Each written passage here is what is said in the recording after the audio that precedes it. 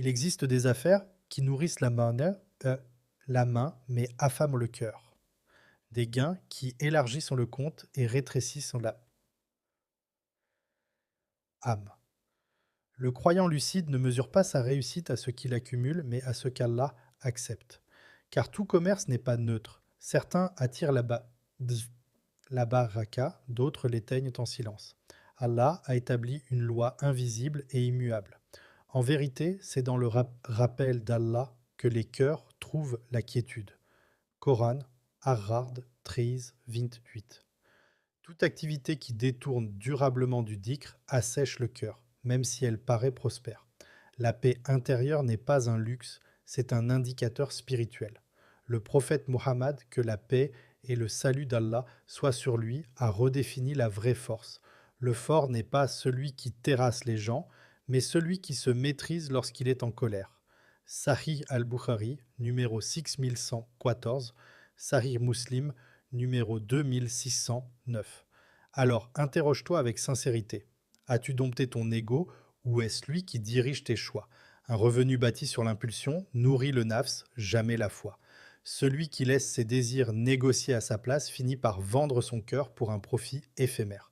Ibn Taymiyyah rahmallah rappelait que la véritable prison n'est pas faite de murs mais de passions qui enchaînent le cœur, sens rapporté dans Majmou al-Fatawa. Al-Ghazali rahimahullah enseignait que l'âme laissée sans discipline réclame toujours plus, sans jamais trouver le repos. Ihya Ulum ad-Din. L'histoire des pieux est claire. La piété précédait la prospérité et non l'inverse. Quand la crainte d'Allah guidait leurs actes, la baraka suivait naturellement. Le prophète, que la paix et le salut d'Allah soient sur lui, a aussi averti.